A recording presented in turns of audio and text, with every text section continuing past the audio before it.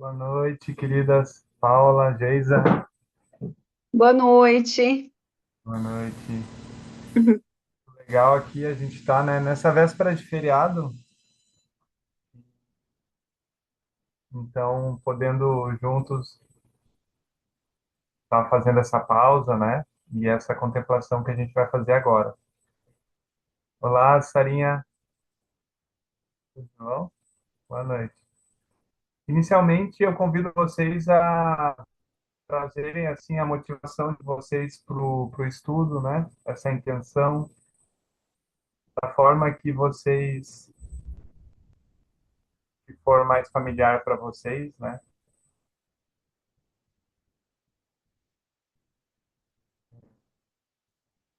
E de alguma forma esse estudo, essas trocas possam abrir mais o nosso coração, despertar mais a nossa sabedoria, para que a gente, no encontro com as outras pessoas, né, possamos ter de benefício. Cada uma de vocês fazendo um encontro com as palavras da Pema.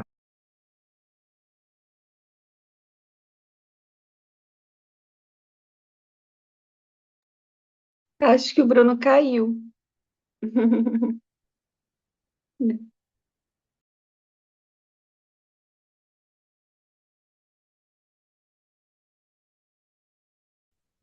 Voltei. Que bom que foi só uma oscilação, né? Eu não caí de vez. Eu estava dizendo, né, fazendo um encontro com esses referenciais e avançando nos nossos caminhos.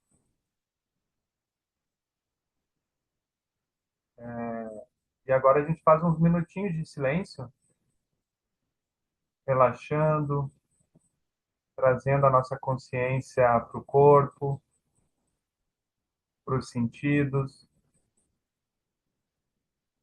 Observa a sua respiração.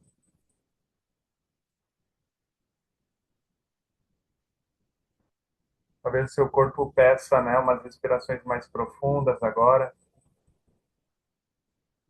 Inspira profundamente e solta, relaxando.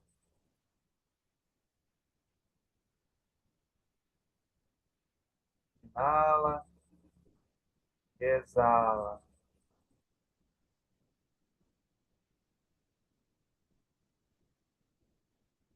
Sente como é que está o seu corpo tocando a cadeira, sofá, onde você estiver. Os pés tocando o chão.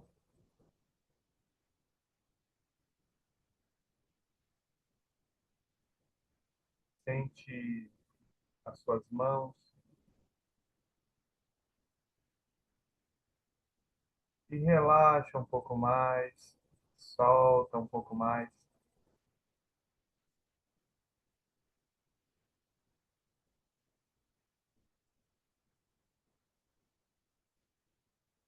Abra-se para fazer contato com qualquer sensação, sentimento.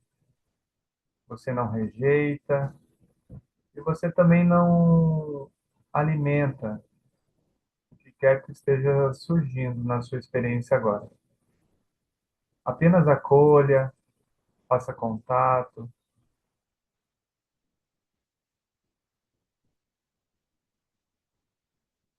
traga um olhar de curiosidade, ternura para a sua experiência agora, sem querer modificá-la em alguma direção.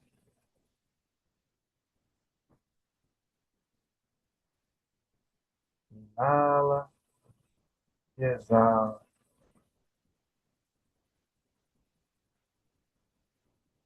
inspirando e expirando.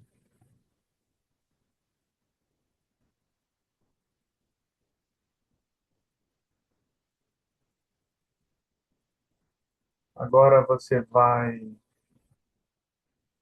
deixando chegar à sua consciência ruídos externos, dentro da sala onde você está, fora da sala onde você está. Pode fazer pequenos movimentos com o corpo e encerrando a prática, abrindo os olhos.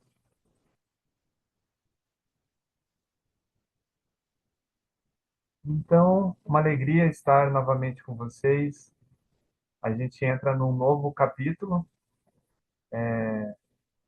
Então, a Pema Chodron fez um prólogo, né, falando um pouco de como que ela sempre inicia as suas práticas, né, trazendo a motivação, se envolvendo com a prática, né, com uma mente de abertura, com uma mente curiosa, e ao final, dedicando os méritos gerados pela prática, que pode ser qualquer atividade da vida. Depois, no primeiro capítulo, ela nos apresentou essa grande ideia que é bodhicitta, o espírito do despertar a mente de compaixão e sabedoria. Ela explicou que a gente encontra a bodhicitta justamente nesses lugares que nos assustam. É uma das formas, né? Então, nesse lugar sensível nosso, muitas vezes doloroso, indesejado, é onde a gente pode abrir o nosso coração e acessar essa força mesmo, que é a força da compaixão, que é um verdadeiro destemor e também essa mente aberta, essa mente lúcida, que olha com mais profundidade as experiências. Então, é uma maneira muito habilidosa de lidar com o sofrimento, não só nosso, mas com o sofrimento do mundo. A gente se abrindo para ele, deixando ele nos transformar, ampliar a nossa consciência, a nossa mente, o nosso coração. É um pouco assim, em linhas gerais, assim, do que se trata, né? Claro, nas minhas palavras. Antes de iniciar o texto, alguém quer fazer algum comentário, alguma partilha? Tudo bem? Como que esse estudo está ressoando na vida de vocês também? Eu dou as boas-vindas também para a Melina, para o Tiago. Boa noite. Boa noite. Olá, Melina. Mário está chegando também. Eu vou então compartilhar aqui o texto.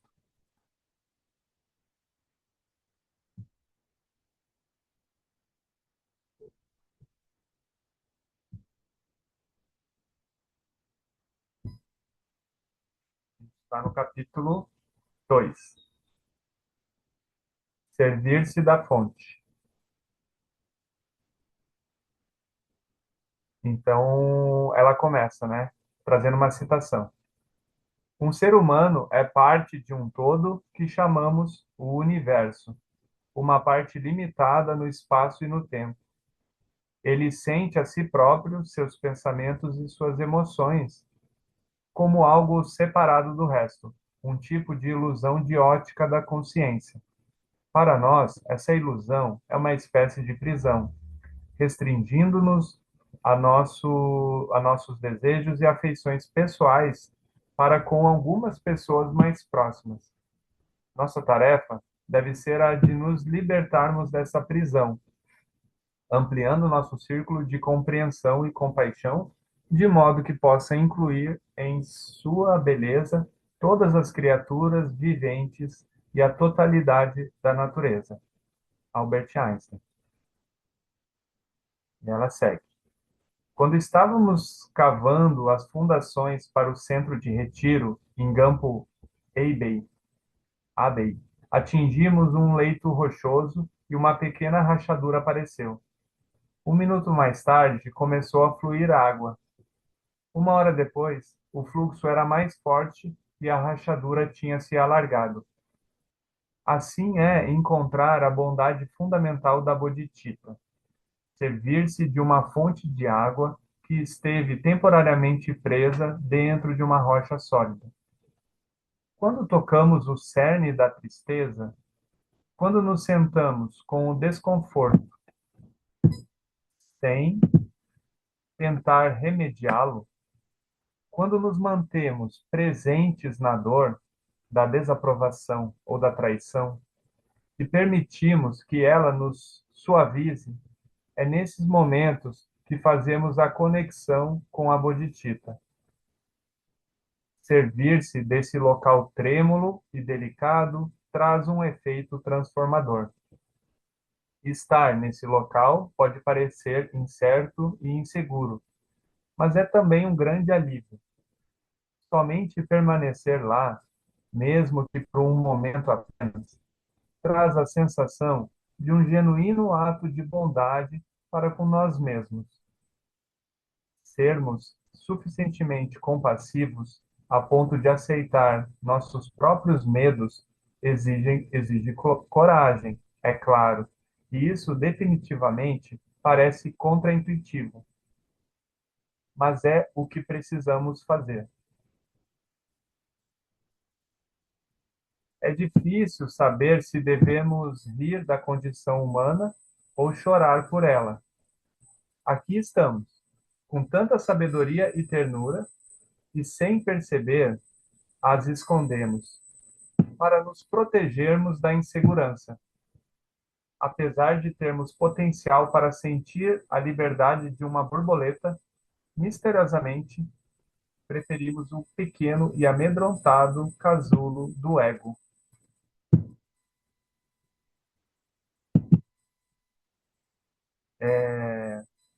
Forte, né? Aí pensei da gente refletir juntos assim sobre esse trecho. Se lascar para se iluminar.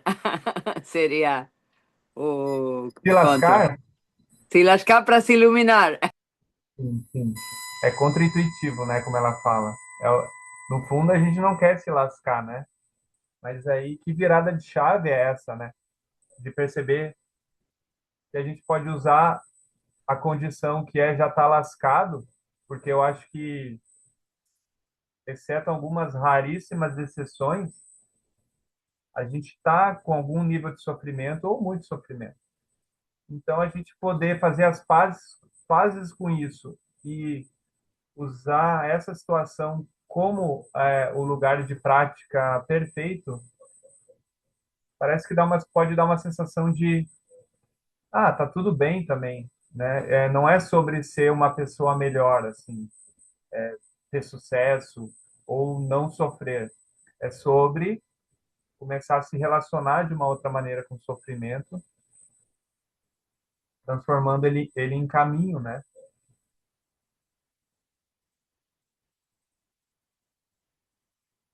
E sempre que alguém quiser comentar alguma coisa, fazer uma partilha, é só ligar o áudio e falar.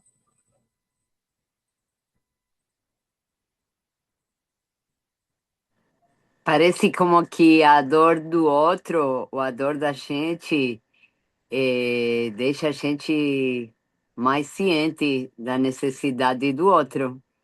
Que de boinha, assim, estando tudo ok, a gente não sente tanto a necessidade do apoio do outro, né? E vice-versa, né? Quando o outro está triste, está mal, dá uma reaxida na gente, no amor que sente por essa pessoa, a, o sentimento de apoiar, de dar uma força. Infelizmente, não sei como se ativa o chat. Por isso, você, quando me disse, tem alguma coisa para dizer, eu quero escrever, mas ainda no telefone esse não descobri como faço para puxar o chat. Só consigo escrever quando alguém escreve. Aí eu pego carona. Mas por isso que falei, se não tivesse escrito, que talvez é mais certo. É melhor te ouvir falar, Sara. Mas se É você muito quiser. portunhol, é muito portunhol. Não, é totalmente compreensível. Obrigada, obrigada, Bruno. Obrigada. Mas assim, algum dia vou descobrir onde é que eu acesso para escrever. Mas é isso, né? Que a gente, com a experiência de vida, teve os momentos assim graves que abre o coração para tudo, né?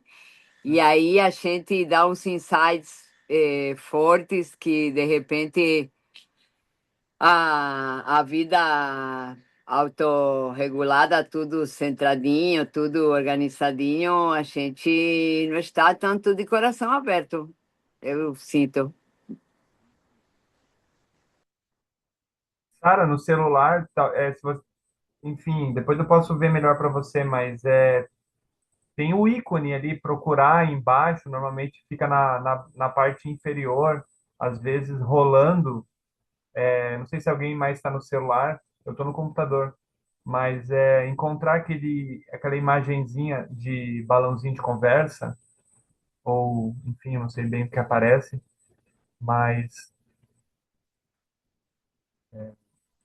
depois eu também te mando um WhatsApp, assim, te explicando, assim. Aí no próximo encontro você já vai estar com isso. Total, né? Eu acho que uma das melhores, a gente se conecta muito por afinidade, que é essa coisa do eu, né? Das identidades. Olha, você gosta de praia, eu também gosto de praia. Você gosta de comida italiana, eu também. Agora, o sofrimento, ele tam, talvez é essa profunda afinidade, a afinidade da condição humana não iluminada, que experimenta sofrimento. Então, quando o outro partilha a sua dor, naturalmente a gente já revisita a nossa dor é, e, e, e ressoa com aquela pessoa. A gente fica junto num nível muito profundo. Então, a gente, pensando que o caminho espiritual é desenvolver essa saída de um autocentramento, essa abertura para os seres.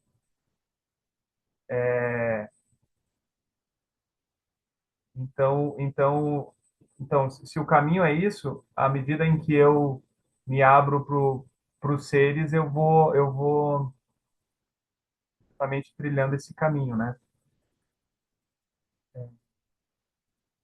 A gente também pode praticar com a felicidade, né? As circunstâncias podem estar positivas e tem ensinamentos sobre isso também.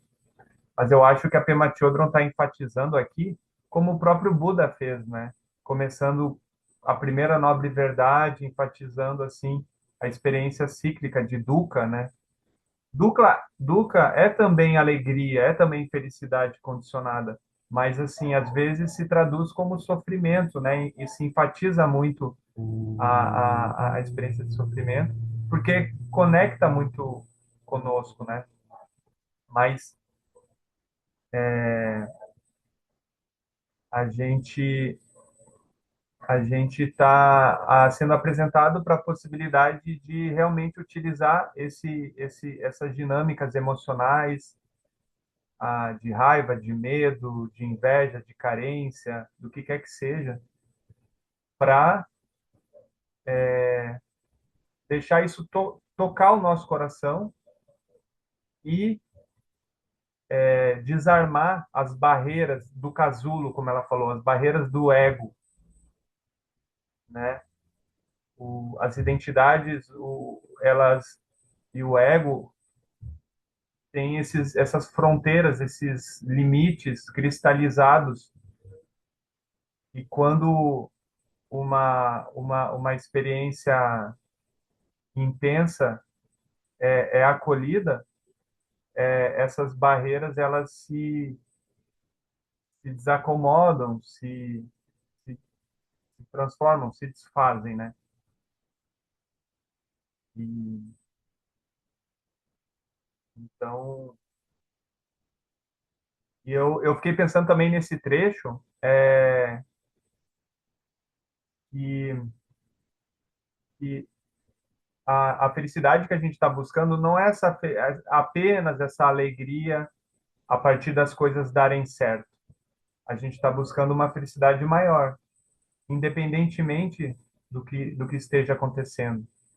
Então, sair do casulo é isso, porque a felicidade dentro do casulo é uma felicidade assim, meu apartamento tá legal, minha casa tá bem, meus relacionamentos estão bem, meu corpo tá legal, a minha carreira tá do jeito que eu gosto, eu tô aqui, tudo mais ou menos funcionando bem.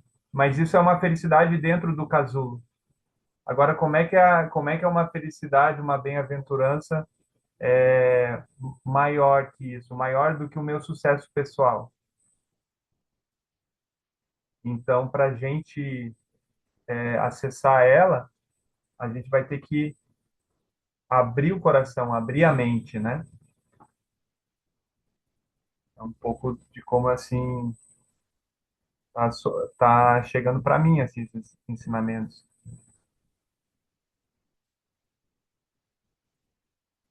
Algum comentário, alguma partilha, ressoou de alguma forma em você? Pode ficar à vontade de compartilhar.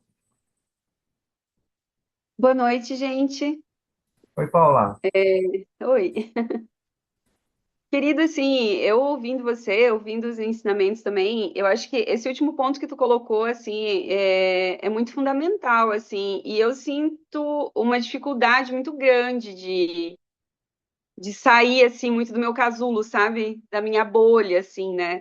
Então, às vezes eu tento fazer isso na sala de aula, né, como professora, com os meus alunos e tudo mais.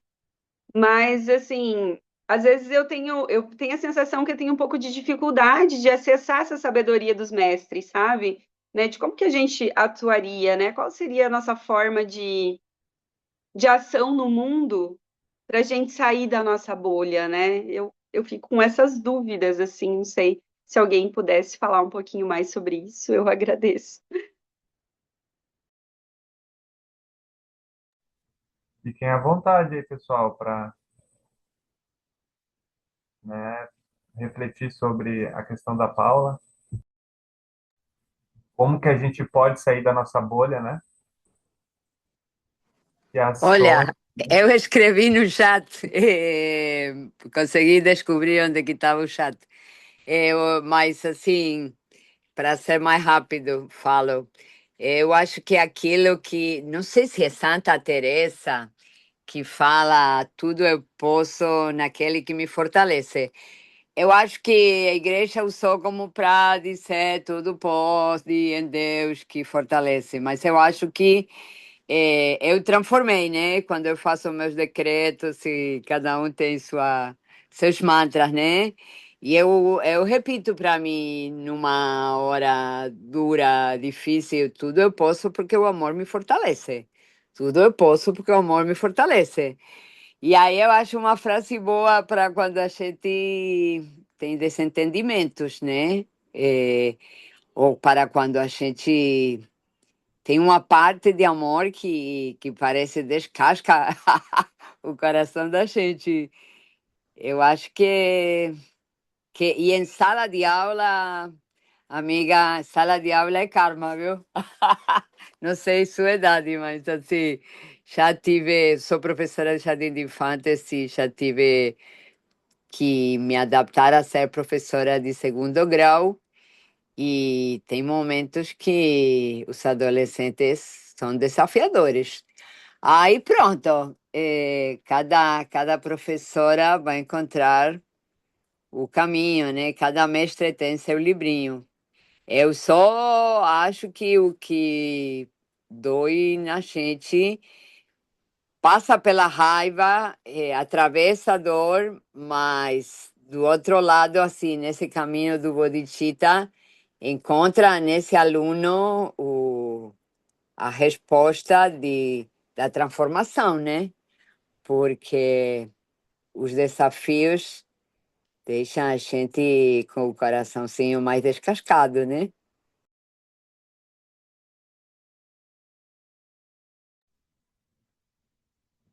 Obrigado, Sarinha. Mais alguém quer comentar? Eu acho que é essa exposição, né, para o mundo, né? para esse interesse pelos outros, interesse pela vida dos outros, pelos desafios, deixar aquilo tocar o nosso coração, não julgar, né? Tanto assim, julgamento como barreiras que me separam e que fazem com que eu acredite que estou entendendo o que está se passando com o outro e eu não deixo, e eu não me sensibilizo com aquilo. Então, bodhicitta é essa espécie de é a compaixão, e a compaixão ela tem um quê, um elemento de uma tristeza assim, né? O sofrimento nos toca, a gente lamenta aquilo. E então a gente está sensível para isso. Então, quanto mais a gente se expõe para escutar, para saber, para conhecer, para fazer parte assim das experiências dos outros, mais a gente sai do nosso casulo. Às vezes assistindo um filme, sabendo de uma história específica, lendo um livro, escutando alguém, observando, né, as notícias, tudo o que está acontecendo no mundo, né? É elemento para desenvolver a nossa ternura, mas não uma ternura que se enfraquece diante do sofrimento, mas é uma ternura que tem sabedoria, que tem espaço, que compreende a possibilidade de liberação daquele sofrimento, ou no mínimo o aspecto passageiro dele, o aspecto que uma hora, enfim, ele é impermanente, depende da realização da pessoa. Mas não é um sofrimento que é sentido como algo inescapável e avassalador, mas ele está dentro de um contexto amplo, de um contexto de, de mais liberdade frente a ele, né? Inclusive liberdade para vivenciar ele, para sentir. Tarinha,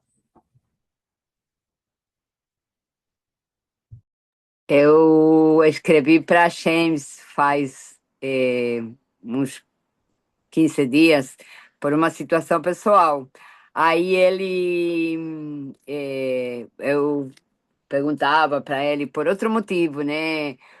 Como é que a gente vai se continuar relacionando para ter espaço para as práticas e que a vida social, às vezes, tira a gente dessa introspeção, dessa situação de meditação. E aí ele me disse: observa o full contact, o contato completo seria que Bruno pode explicar para a gente o que é no Gestalt. Ele me disse, pergunta para Milton, mas eu não consegui perguntar para Milton. Mas eu acho que essa coisa da dor coloca a gente num contato completo com o outro. E que não precisa ser que o outro seja uma pessoa conhecida. Já estive em momentos assim, caóticos, que a vida te coloca, né? Sei lá, levava criança para o colégio, 17 crianças, fiquei no meio da pista, dirigindo uma.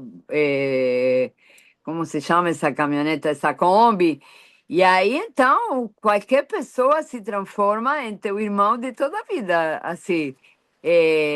A dor, a exposição.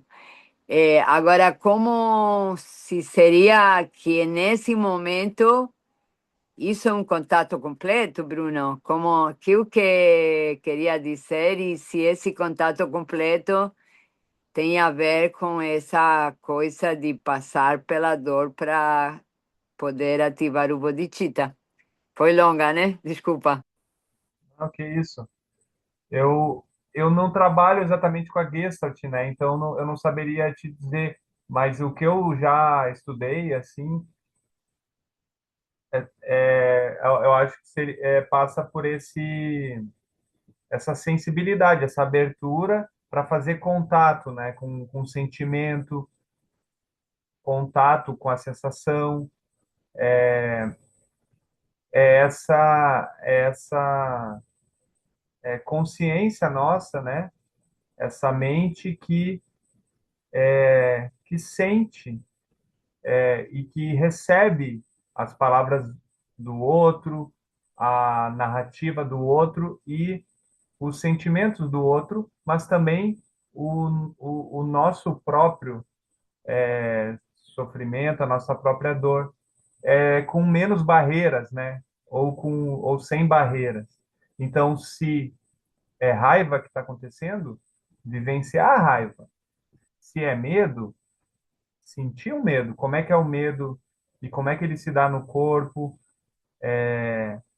que sensações surgem, que pensamentos, que imaginário é acionado. É fazer contato. É um contato direto e não a partir dos nossos conceitos, das nossas opiniões, mas é o contato com a energia, é o contato com a qualidade vibrante da emoção. E isso vai abrindo o coração, isso vai expandindo a mente. Agora tem que, Paula, agora você conta como é sua história nisso de sala de aula, porque você colocava, ou eu viajei, que você colocava como ativar esse bodhicitta com um aluno indiferente ou incomodador, não são indiferentes, às vezes eles são agressivos, como ativar esse, né, eh, nessa hora da dor, qual seria, como é que você contaria? Sara, e agora tu, nossa, tu que é a resposta de milhões, assim, né? Então, querida, eu tive, assim, muitas, né? Eu tô há 10 anos quase na sala de aula, então foi um choque para mim, né? Quando eu cheguei na sala de aula, porque antes de ser professora, né, eu trabalhava como comissária, então era um trabalho, assim, que eu saí da água e fui pro vinho, né? As experiências, assim, na sala de aula são muito mais intensas, muito mais desafiadoras, né? E eu acho que no começo, assim, você falou de agressividade, né, ou de alunos difíceis, assim, eu acho que é o ponto, assim, que faz a gente olhar mais para as nossas emoções, né, porque o comum que é a gente fazer? Falar que aquele aluno é um problemático, né, então, o aluno é problemático, o aluno é agressivo, só que de algum modo é coemergente, porque se ele tá com uma assim perturbado, e se eu entrar na energia dele da perturbação, não vai dar bom assim para ninguém, né? Então, e eu dou aula para os meus alunos, as minhas turmas, elas são muito heterogêneas. Então eu tenho alunos de 15 até 70 anos de idade, todos na mesma sala. Né, que é para curso técnico. Então, tu imagina, assim, né? Às vezes tinha aqueles conflitos de geracional, né? Os mais novos não aceitavam os mais velhos, né? Os mais velhos não entendiam as ideias dos mais novos.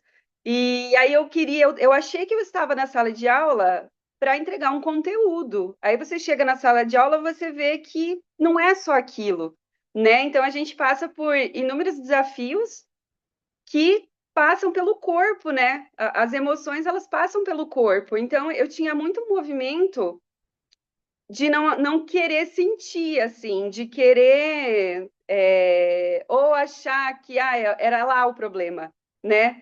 Mas o que eu tenho percebido, assim, com as minhas práticas, né, com a minha vivência na sala de aula, é que quanto mais eu abro o meu coração, principalmente para aquele aluno que eu penso que está me dando problema, mais tem se transformado, sabe? Porque, assim, eu vou te dar um exemplo do semestre passado.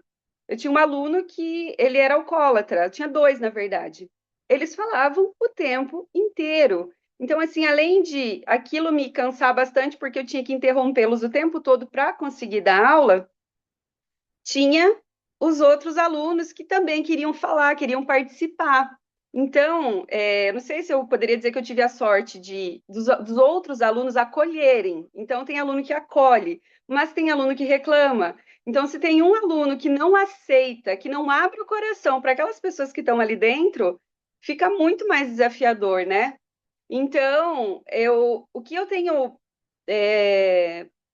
procurado fazer sempre que eu estou passando por uma situação muito desafiadora, por exemplo, um aluno que está me dando muito problema, que eu estou me sentindo muito estressada, que está levando a minha energia, é, eu procuro pensar que ele é a pessoa que está ali que mais precisa de mim, sabe? Ele é o que precisa mais assim da minha abertura, do meu acolhimento, porque eu entendo aquilo como um pedido de ajuda, né? Então, assim, ele não está bem, ele está perturbado. E quando eu me perturbava, gente do céu, era horrível, porque aí você anda assim, né? Você caminha achando assim que o problema sempre está no outro, né? Você acha, ele é um perturbado, ele tem problema. E não, na verdade, assim, se você também está se perturbando com aquela energia, tem alguma coisa em você que também precisa ser olhada, né? Então, é isso. Às vezes tomar algumas medidas, né? Como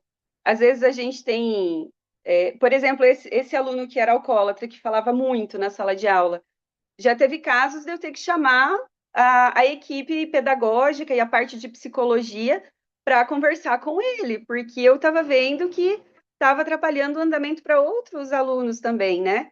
Então, fica uma situação difícil porque você precisa atender a necessidade dele, mas ele não é a única necessidade que está ali para ser atendida, são inúmeras necessidades. Então, isso me inundava muito no começo, mas muito assim. Eu chegava em casa dizendo: olha, não tem saída, não tem jeito, né? E aí eu chegava, aí eu chegava assim, sempre numa postura muito firme, né? No sentido de na defensiva. Então, aí quando eu entrei na sala de aula, falavam assim para mim, ó, você chega com Piaget. Se não der certo, você vai com Pinochet. Então, era uma coisa assim que eu ouvia aquilo e eu não me sentia bem. E daí eu via muitos professores também nessa linha mais dura, assim, né, com os alunos. E eu tenho percebido que, independente da idade, eu acho que abrir o coração, ouvir o aluno, então eu tenho procurado ouvir mais os meus alunos também e perceber que não é só o conteúdo, né? Na escola que eu leciono, é uma escola que para alunos periféricos, né, que atende a periferia de Campinas e alunos em situação de vulnerabilidade. Então, considerar o contexto social deles também, né, ouvir a história, tentar conectar com o conteúdo um pouquinho da vida deles, coisas nesse sentido, assim, eu tenho feito, sabe? Então, às vezes dá certo, às vezes não dá, então, né, não dá para agradar todo mundo. Então, tem aluno que, por mais que você abra ali o coração, né, às vezes os, sei lá, os mais jovens, né, não estão maduros para aquilo que você está levando, e tá tudo certo também, mas tem outros que estão te entendendo.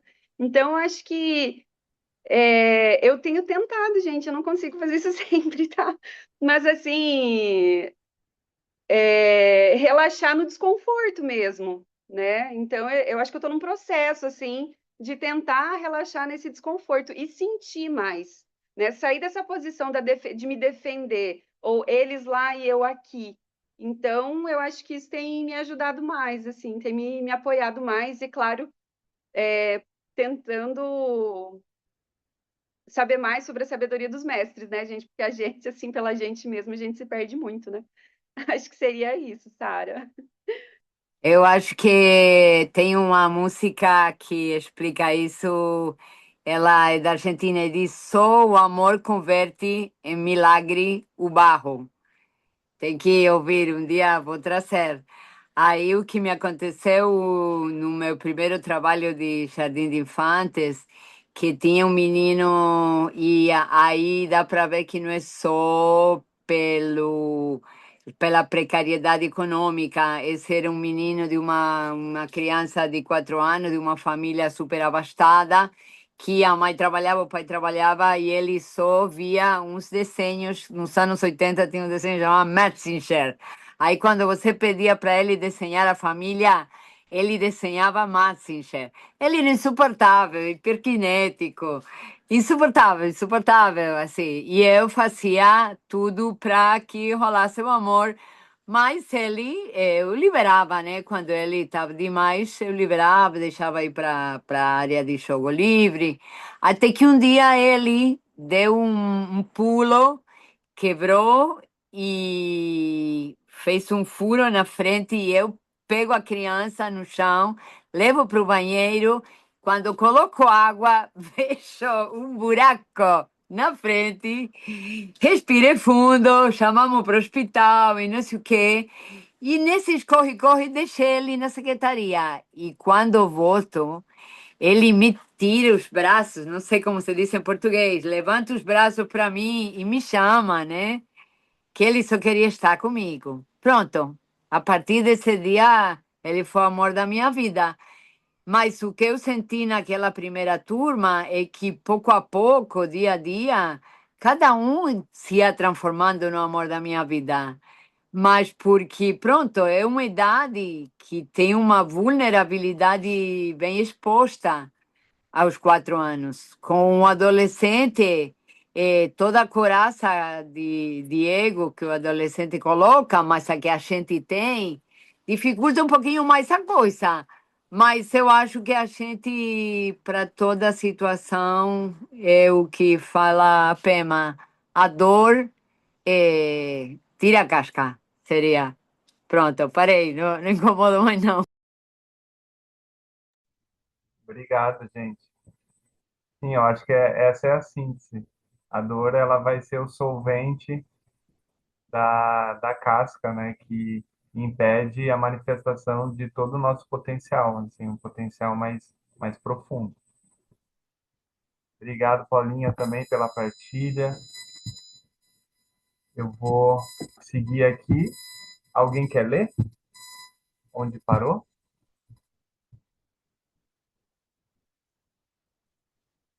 Tá ali, uma amiga estava me contando. É o último parágrafo ali.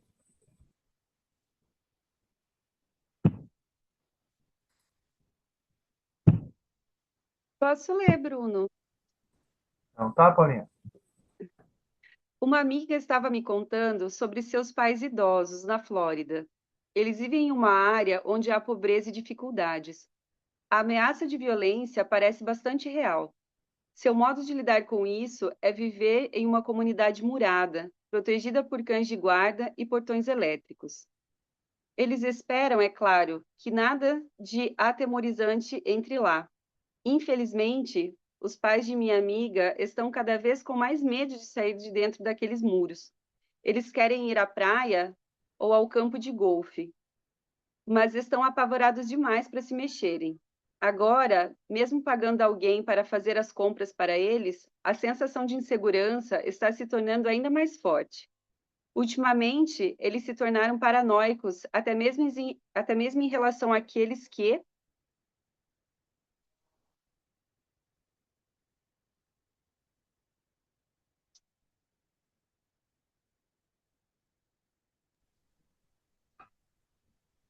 Tá conseguindo, Paulinha? não passou para mim, Bruno. Tá no mesmo. Passou? Não. Mas eu passei Paranoicos até aqui. mesmo em relação àqueles que, tá na mesma página, para mim.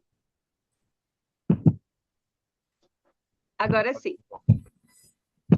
Aqueles que têm permissão para atravessar os portões. Pessoas que consertam. Voltou. Agora sim. Isso, mudar. Agora sim. Pessoas que consertam aparelhos danificados, jardineiros, encanadores e eletricistas. Por seu isolamento, eles estão se tornando incapazes de lidar com um mundo imprevisível. Essa é uma analogia muito próxima de como funciona o ego. Como disse Albert Einstein, a tragédia de nos sentirmos separados do resto do mundo é que essa ilusão se transforma em uma prisão. E mais triste ainda, nos tornamos cada vez mais amedrontados com a possibilidade de liberdade. Quando as barreiras desmoronam, não sabemos o que fazer. Precisamos ser prevenidos a respeito da sensação de quando as paredes começam a ruir. Precisamos que nos digam que o medo e o temor são companheiros do crescer e que é preciso coragem para se soltar. Não é possível encontrar a coragem para ir aos lugares que nos assustam sem uma investigação compassiva de como funciona o ego. Então, nos perguntamos: o que devo fazer quando sinto que não sou capaz de lidar com o que acontece? Onde devo procurar forças e em que devo depositar minha confiança? O Buda ensinou que flexibilidade e abertura trazem força e que fugir da insegurança nos enfraquece e traz dor. Mas será que compreendemos que a chave está em nos familiarizarmos com a fuga? A abertura não vem de resistirmos aos nossos medos, mas de passarmos a conhecê-los bem. Em vez de atacarmos aquelas muralhas e barreiras com uma marreta, prestamos atenção nelas. Com gentileza e honestidade, nos aproximamos daqueles muros. Nós os tocamos, cheiramos e passamos a conhecê-los bem. Começamos um processo de reconhecimento de nossas aversões e nossos anseios.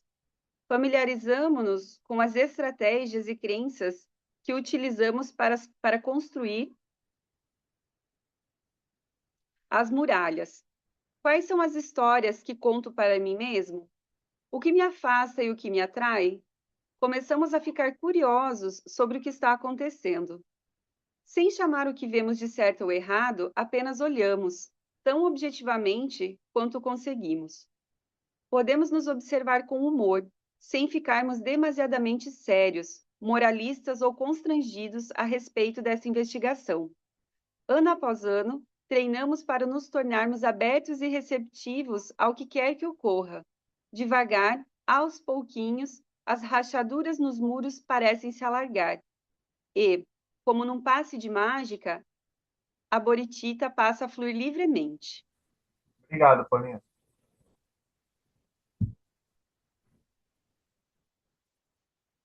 Então, é esse processo gradual de se expor às, aos sentimentos, a experiências aflitivas, para que a substância delas, digamos assim, dissolva as barreiras do ego.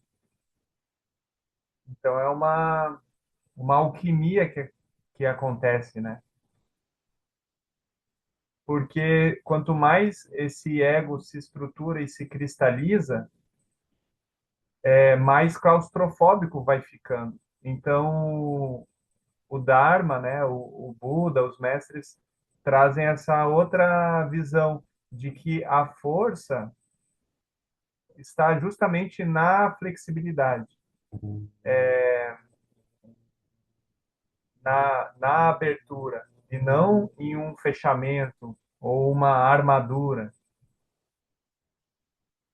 em muros e barreiras, mas está nessa capacidade de entrar em qualquer espaço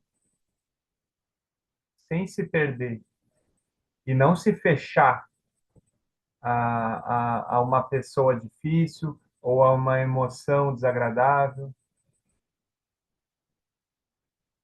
Agora, para o nosso ego estruturado e tentando se defender, uma emoção difícil, uma pessoa difícil, uma experiência desconfortável é ameaçadora. Mas aí a gente tem que fazer esse movimento contraintuitivo, que é esse movimento que não é o nosso natural dentro da dinâmica do ego, que é o movimento de se abrir para isso, né? Receber o desconforto, receber a emoção perturbadora, receber a dor. Então, é interessante a gente pensar também, né, que isso é inteligência, isso é sabedoria. Entender que a gente não vai ser feliz escapando do sofrimento. criando muros, indo para um condomínio, conseguindo tudo que a gente precisa para ser bem atendido e para que a nossa experiência de corpo, de mente seja confortável. Então, o ar-condicionado está na temperatura certa, a música está aquela que eu gosto, a comida está preparada, as pessoas são agradáveis. Isso, isso não é inteligente, porque ninguém consegue sustentar isso por muito tempo. Fora que a gente se acostuma, né?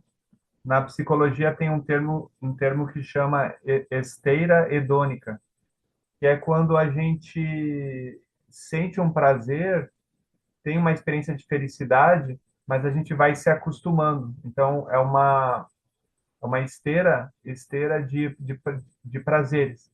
No início, aquilo é muito excitante, muito maravilhoso. Não é a Mas zona de conforto? Não seria uma zona de conforto? isso, eu me acostumei com algo que está me agradando. Só que isso tem prazo de validade. É como comer uma comida gostosa. Depois que você está saciado, aquilo deixa de apetecer tanto, de você ficar tão excitado. E aquilo, se a gente seguir naquilo, vai dar dor de barriga. Então, tudo aquilo que é prazeroso e a gente se expõe por muito tempo, em algum momento deixa de ser prazeroso também. Então, a felicidade vai vir de outro lugar, vai vir do destemor e da abertura para receber qualquer experiência com com serenidade, com interesse, com curiosidade. Tem uma alegria nesse processo, sabe? Tem uma,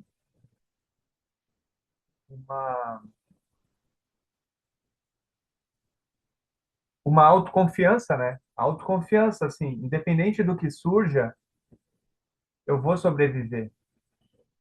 Mas esse eu não é o eu que quer evitar isso e aquilo e está buscando aquilo outro.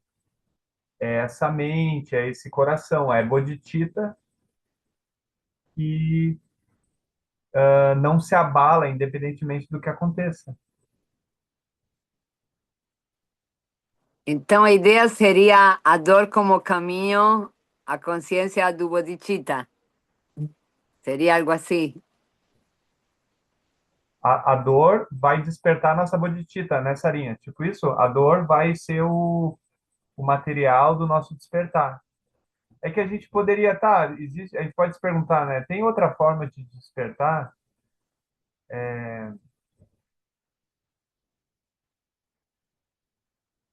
Enfim, não sei. Mas assim, a gente não pode. O despertar talvez seja a maior vitória. Então a gente não pode ter nenhum tipo de coisa a evitar, algum tipo de fragilidade. Ai, a minha vitória ela vai ser mantida nessas causas específicas. O meu bem-estar vai ser mantido enquanto as pessoas forem legais comigo, enquanto eu não tiver raiva, medo, inveja e assim por diante. Agora, a bodhicitta, ela faz ela se alimenta disso tudo e ela cresce com isso tudo. E claro, em algum momento essas aflições se desfazem, né? Eu achei um exemplo legal, porque sempre está todo mundo sofrendo por dores de amor e não sei o quê. Como superar as dores do amor pelo bodhicitta. E o bodhicitta é para com as outras pessoas, mas eu acho que também é a compaixão com a gente mesmo. Então, já vivi situações muito enriquecedoras de ver que o amor que a gente esperava fora não existe, ou você não sente, e isso te deixa na dor uma reconexão com o amor que você sente com você. Eu deveria fazer um clube dos corações partidos assim, como aproveitar a dor para você se amar mais, porque frente à constatação de uma dor por qualquer tipo de maltrato ou descuido, a gente faz também um ensaio de amor próprio, de enriquecimento ou de crescimento do amor que a gente sente pela gente mesmo e do bom trato que a gente quer dar a gente mesmo. Eu acho também. Maravilha. Isso me faz lembrar uma frase do Rumi, né? Rumi, que é aquele sábio sufi, se não me engano. Ele fala assim que é pela ferida, pelas fendas, pelas frestas de um coração partido, é que a luz entra e sai. Um coração fechado, ele não faz esse câmbio, essa passagem dessa luz. Aí é um coração quebrado, é por onde que entra.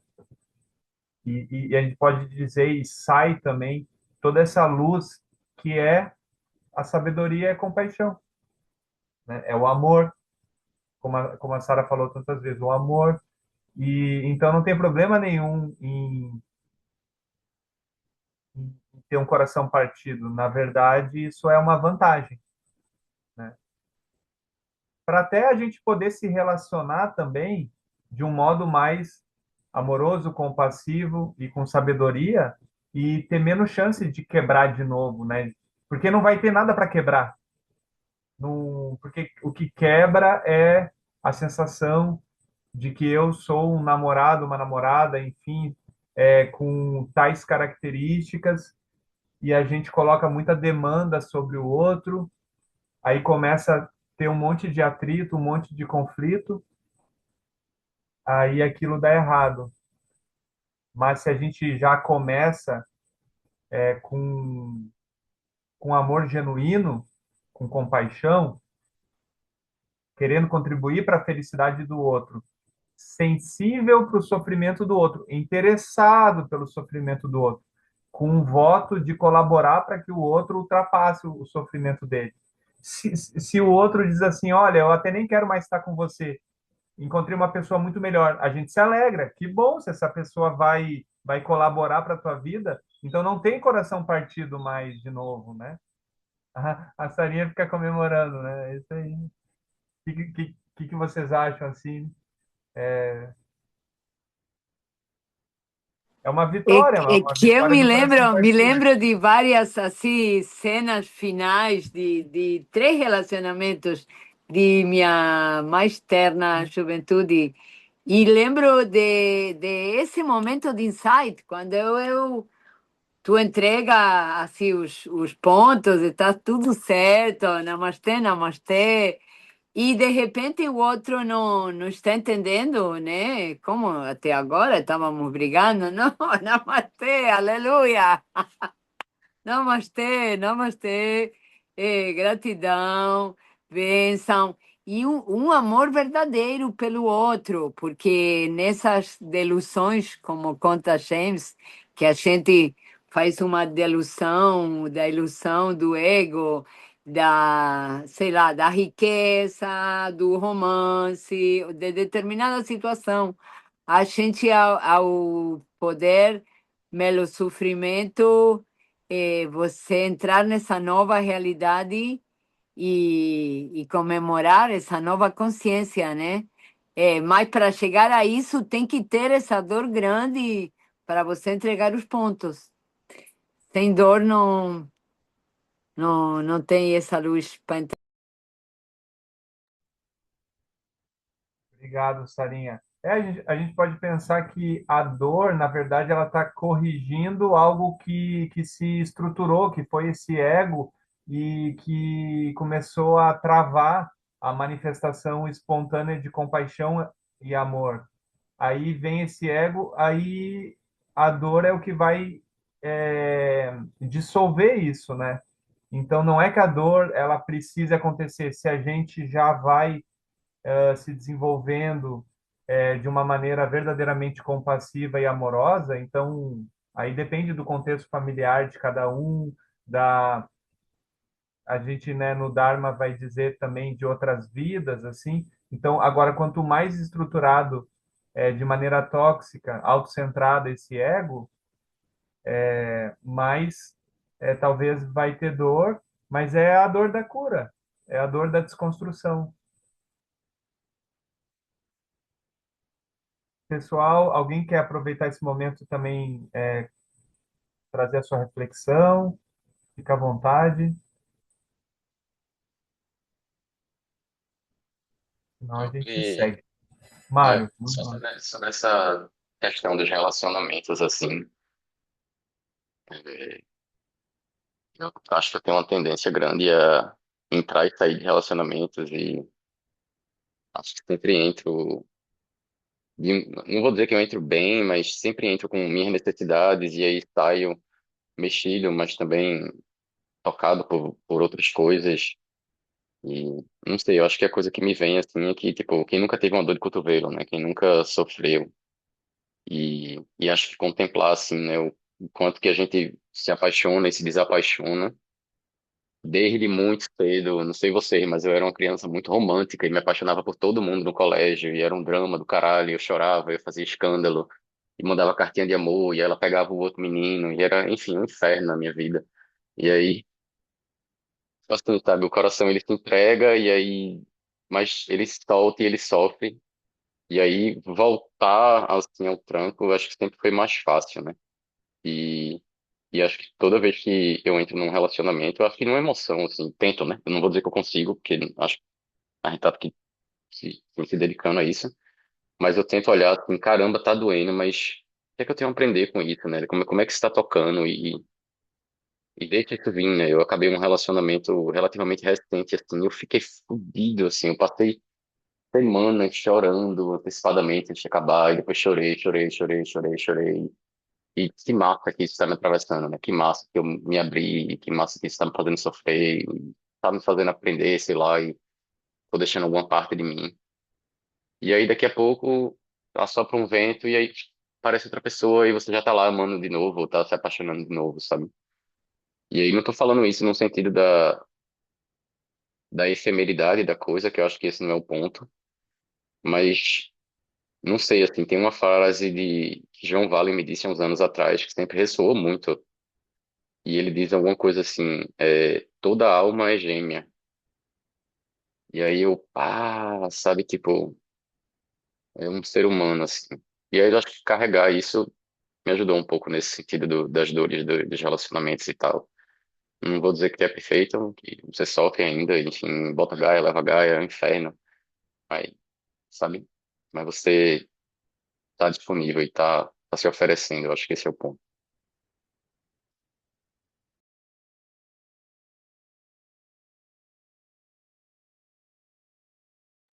Eu acho que nessa explicação de Duca, de que toda alegria vai trazer em algum momento sofrimento, a gente parte já de um bom ponto de partida para entender as transformações de tudo. Eu acho que o grande lance do budismo, assim, de tudo que eu estou começando a aprender, é poder ensinar às crianças desde pequenas que agradece essa alegria e agradece quando acabe também, porque tudo é parte de uma transformação da gente. A gente nunca é a mesma coisa também. Outra mentira com que fomos criados, né? A gente é assim. a gente é parte da fonte, emergindo. Então, vai estar mudando permanentemente. E pronto. É, essa dor também tem que ser agradecida como a gente tem que agradecer o dia que tenha que deixar esse corpo. É, não é fácil, né? Não é fácil, a dor não é fácil. Mas nessa explicação que vocês estão dando, estou achando um pouco mais de coragem para continuar. Estou achando agradecida.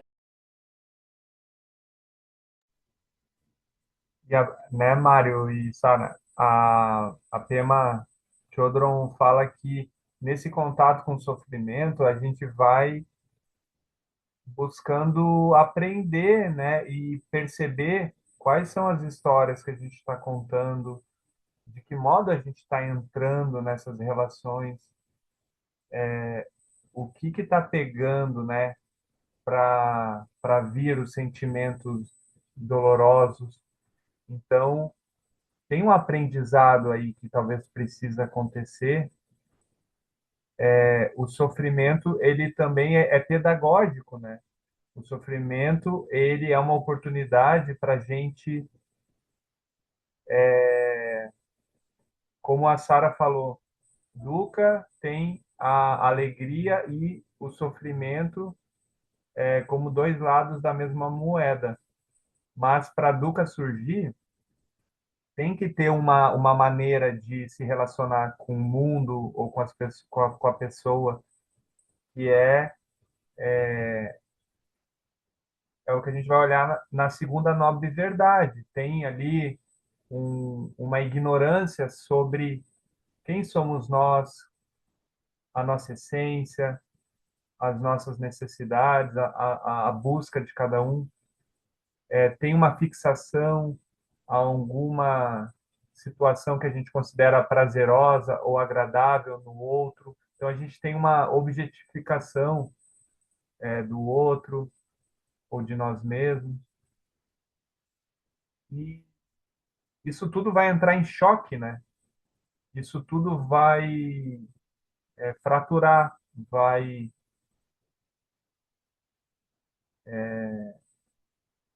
gerar a experiência de, de,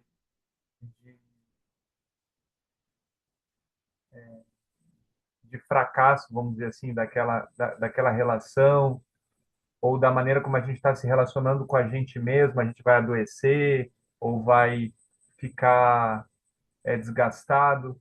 Então, a gente se abre para os sentimentos que estão vindo e para as histórias, para os pensamentos, para poder iluminar a experiência para não mais repetir, para fazer diferente. E quem sabe, então, se eu entro de um outro jeito, aí eu não vou experimentar. Agora, claro, tem os desafios, como é que é entrar numa relação amorosa, né? Onde tem uma paixão, como é que é entrar de uma maneira assim, menos fixada, como, então, esse laboratório a gente está fazendo todo mundo juntos, né? E às vezes a gente precisa de dezenas de vezes para realmente conseguir fazer diferente. Mas vamos combinar aqui entre nós. A gente não vai sofrer por amor genuíno e nem por compaixão pelo outro. A gente vai sofrer. Talvez a gente está entrando nas relações um pouco carente, assim, tipo meu ar não está fluindo muito bem, a minha vida não está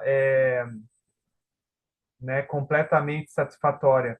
Aí eu experimentei uma sensação de completude, de preenchimento com o outro, que também é perigosa, né? Porque à medida que o outro se desfaz ou se afasta, enfim, ou os próprios atritos do dia a dia, né, de uma sociedade tão difícil como a nossa, pode ir gerando acumulando assim uma sensação de crítica em relação ao outro, em relação à relação, vai gerando um mal-estar.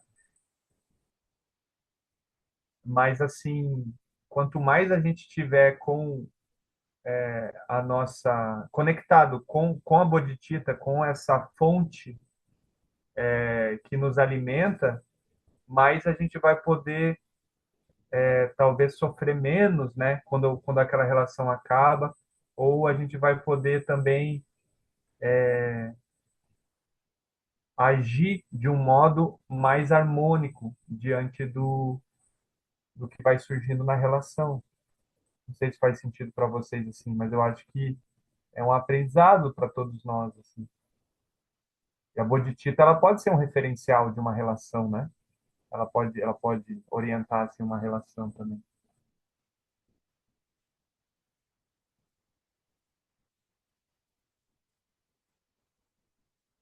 E nós, como praticante, às vezes sofremos até mais, porque a gente está aberto, a gente está honesto, a gente está deixando aquilo vir.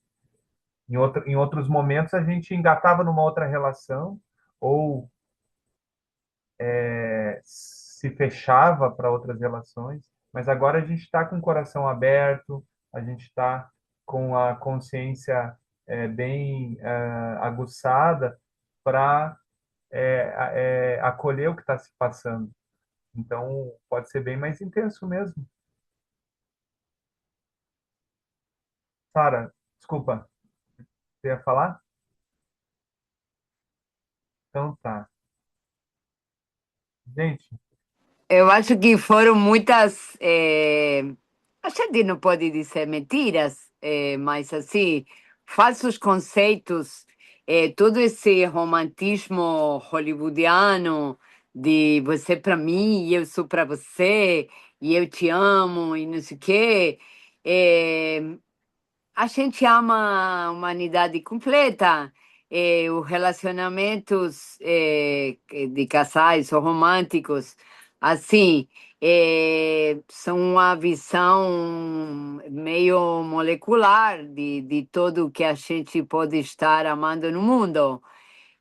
Agora, eu acho que esse romantismo, não sei como terá sido antigamente em outros séculos, mas o que a gente recebeu minha avó me contava, você vai encontrar o amor da sua vida e vai ser feliz. Pronto, toda essa falsa romanticidade, eu acho que faz bastante mal para a cabeça de todos nós. São muitos anos de terapia. Os terapeutas se beneficiam muito de todos esses falsos conceitos.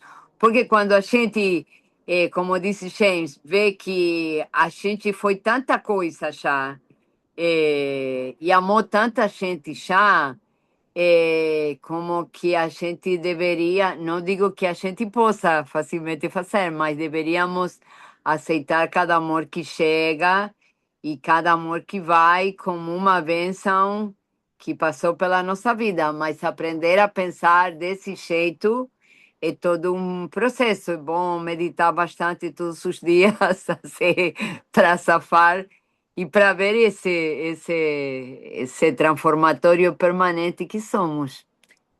Assim, fim do romantismo, como foi ensinado até agora,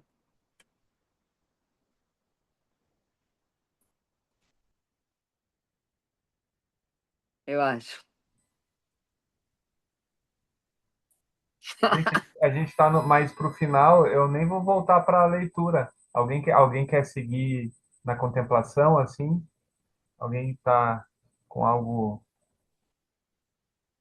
para seguir conversando?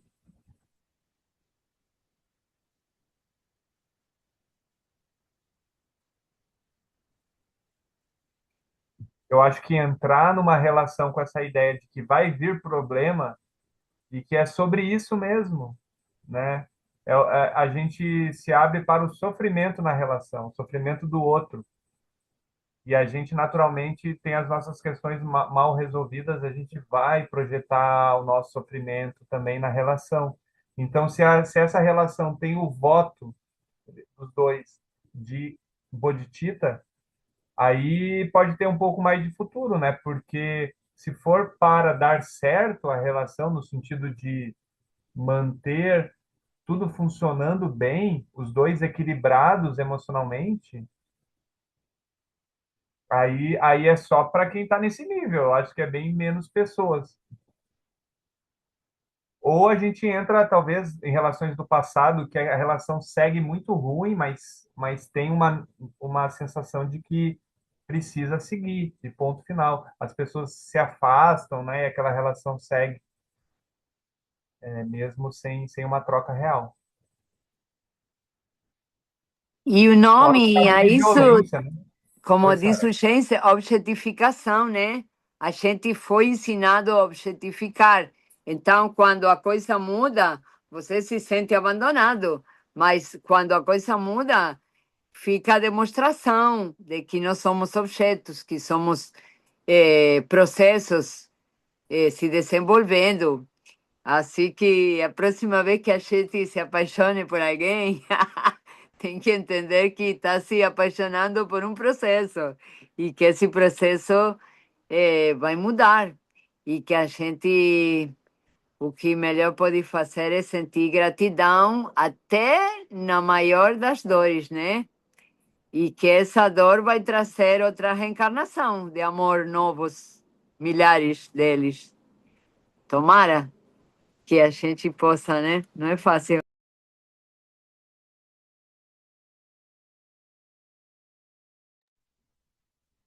Posso falar um pouquinho, gente? Claro, só ligar o microfone e falar. Pegando aí o gancho, né, de relações amorosas e tudo mais, assim, minha filha está com 13 anos, né, atualmente, e até hoje eu tenho uma relação muito conflituosa com o pai dela, né? Então foi motivo, assim, de muita terapia, porque eu disse, nossa, eu não... Como que eu não consigo conversar com essa pessoa direito, né? E aí eu sempre dizia assim, não, mas ele é agressivo, ele não me respeita, né? Tudo ele não faz as coisas direito, porque assim, realmente eu não tinha eu acho assim aliás, eu não tinha o impulso de fazer as provocações, mas eu era muito reativa, né? Então, na relação, assim, então eu trazia muita. Então, se ele me dava um tapa, eu queria dar uns cinco depois, assim. Então, os mestres nos dizem que esse caminho ele não dá muito certo, né? E foi uma relação que, né, eu acabei adoecendo até pelo fato de, né, de estar muito tempo assim nesse contexto. E aí depois eu comecei a perceber, eu acho que quando eu comecei a entrar em contato mesmo com o sofrimento, o sofrimento que aquela relação me trazia, e de perceber que eu posso ir por outro caminho, né? Então, tem a minha filha no meio, né? Aí eu ficava pensando, sempre numa tentativa de protegê-la, né? E aí, na tentativa de protegê-la, eu ficava com aquele medo, né? É, de prejudicá-la. Então, aí já, assim, tinha muita confusão, né, no meio, assim, porque eu não conseguia olhar para essa pessoa e pensar assim, tudo bem, ele tem os problemas dele, mas eu também tenho os meus, né? Então, se uma das partes consegue olhar para com mais lucidez, eu acho que a coisa tende a andar um pouco melhor, assim, né? A gente não se envolve tanto naquela, naquela confusão, né? Que tá, assim, talvez isso, naquele entrave, né? Então, assim, naquele conflito.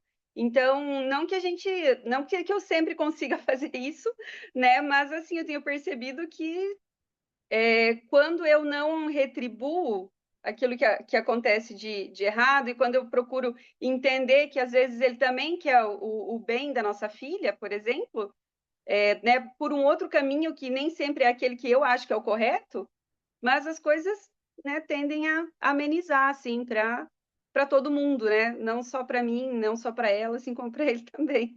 Então, assim, a gente está tentando, né, gente? A gente está ensaiando, né? Às vezes dá certo, às vezes a gente dá umas deslizadas na casca de banana e se arrepende, volta atrás. E eu acho que é mais ou menos por aí, assim, né? Precisa conversar, precisa estar sempre ali no contato? Não necessariamente, né? Mas Acho que se pelo menos uma das partes tiver o respeito, diminui um pouco as armas do outro, assim, né? Então, eu acho que eu tô mais ou menos tentando, assim, é isso. Queria compartilhar aqui das experiências amorosas aí que todo mundo tá falando. E aceitar amar ao outro pelo que o outro está emergindo nessa hora, deixar que o outro seja o que tem que ser e aceitar isso, né? Eu acho que isso que tenta explicar o James quando diz não temos que objetificar. Ele pode não ser o namorado que tu tinha objetificado na tua cabeça, mas ele é o pai da tua filha. E isso vai dar muito karma positivo se você aceita a bênção dele como pai dela. Não precisa, e isso a sua vez, essa aceitação leva para outra aceitação, que é um novo vínculo com a gente, né? Ele pode servir para outras coisas, pode usar a furadeira, pode cortar a grama, pode levar a menina para o cinema. A gente, eu acho que quando deixa de objetificar o outro, permite que a gente deixa de se objetificar e começa um processo de amor de verdade, que essa velha ideia de romantismo não roubou a possibilidade dos amores de verdade, que é fora de objetos. Vamos, desculpa, mas Nossa, agradeço. Sara, isso bateu forte em mim, assim. Lembrei a ideia de infinita hospitalidade do James, assim, essa aceitação. Nossa, eu vi assim, para mim tem sido o mais trabalhoso. Eu consigo aceitar muitas pessoas, mas pessoas da família, eu entro em choque. Então, essa aceitação do outro e naquela dinâmica dele, não quer dizer que a gente não vai tentar ajudar o outro, mas assim, em primeiro lugar, infinita hospitalidade. Você é desse jeito e tá tudo bem, eu posso respirar. Isso é, né, acolher, dar espaço, hospitalidade, aceitação. Eu acho que é algo assim que nos alivia de muito problema, de muito sofrimento, quando a gente fica combatendo, tentando consertar o outro, né?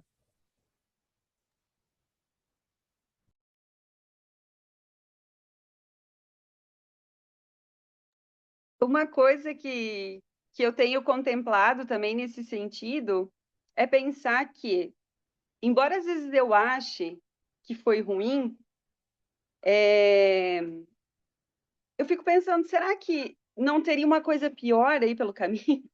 Sabe? Será que essa situação que eu tô achando que é ruim, ela não me desviou de um caminho de uma outra coisa que poderia ser pior, assim, né? Então, eu acho que isso é uma forma de, eu acho, de olhar, né? De pensar que porque às vezes eu me pegava assim, muito culpada, porque eu dizia, nossa, por que que essa pessoa tinha que cruzar meu caminho? Foi encontrar na minha casa. Eu nem saí, eu nem fui para balada para achar ninguém, eu estava em casa, né? O karma veio me encontrar. Eu ficava pensando assim, então, mas eu não sei, né? Pode ser que aí pelo caminho tivesse acontecido uma coisa pior. Então, qual é o aprendizado que eu tenho que ter com essa pessoa? Né? Eu acho tão assim interessante quando os mestres falam que a gente não sofre pelo sentir, né? O que sofre é o ego, né? É o ego da gente que está sofrendo, né? Não é, a gente não sofre por ciúme, a gente não sofre por é, raiva, enfim, a gente só é o ego que sofre, né? E aí eu acho que é uma forma de dar uma descristalizada assim, né? Naquele ego muito cristalizado. Eu tenho contemplado isso assim também dessa forma. É que o fato dele não ter sido aquele amor que você sonhava, talvez ele que vai trazer pela mão o que seja o outro amor que te faça muito feliz.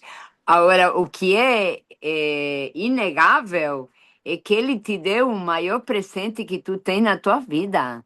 Assim, esse erro, se podemos dizer que na vida tem erros, eu que trouxe você ser mãe dessa filha maravilhosa. Pense se você não tem motivos para agradecer ele. Eu digo para minhas amigas, digo, agradeça que ele foi um maravilhoso inseminador. Para que você está pedindo mais? Se ele já deu um presente que você não vai poder terminar nunca de agradecer, porque o filho é uma bênção impressionante, né? Por que não parar para se agradecer os dois pela maravilha que conseguiram cocriar, né? E na realidade, em todo tipo de relacionamentos, quando já não tem uma partilha para continuar nesse mesmo caminho, agradecer o que deu até aí, né? Eh, você tem muito para agradecer para ele. Aí escreve uma carta de agradecimento, viu? E manda quando ele encher muito o saco. Beijo. Obrigada, Sara. Obrigada. Gratidão, querida. Bonito. Mais alguém antes da gente finalizar? Quer fazer uma fala?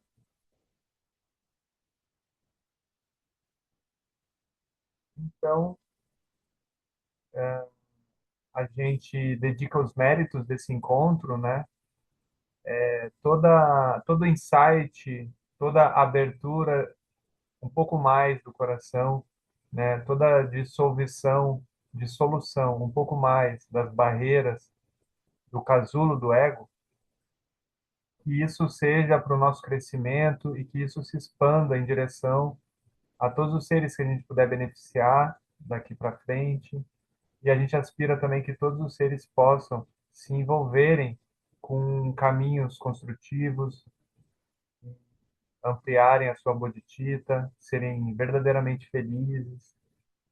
A gente agradece por esse encontro. Um grande beijo, um ótimo feriado. Muito Obrigada, bom estar gente, com para vocês vocês. também. Obrigada a todos. Um Boa abraço. noite. Obrigada a todos. Boa noite. Valeu, Mário. Tchau, Lina. Bom Sarinha, feriado. Neuzi. Tchau, Nancy. Beijo.